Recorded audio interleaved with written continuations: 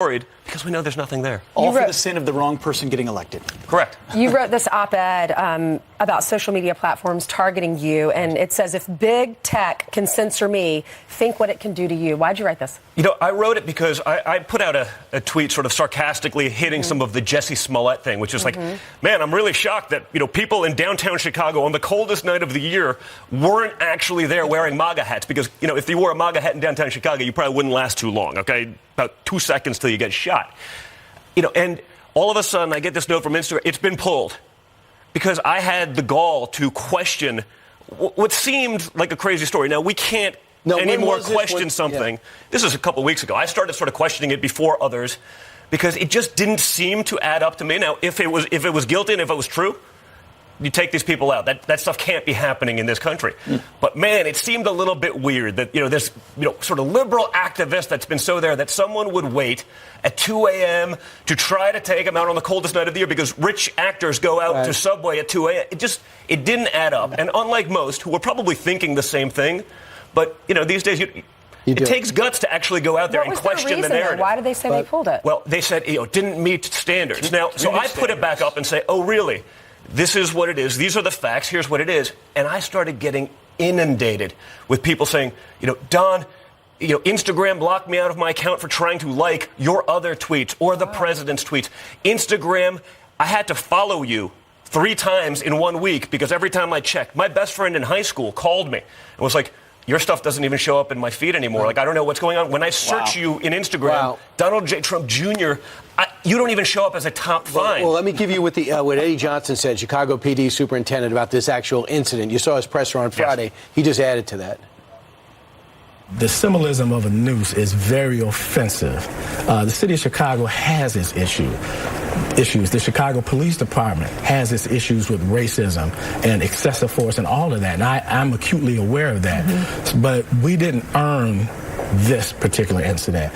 And I just refuse to let us have to take that shot if I have evidence to the contrary. So I just want people to understand that's a damaging thing to do to a city and to a police department.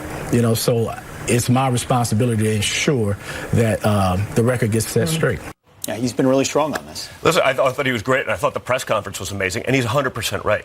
The problem with this sort of activism and the hoax hate crimes, you saw some reporters really come out and be like, and this one was a fake, and this one was a fake. And to me, it seemed like there were many more hoax hate crimes than there were actual.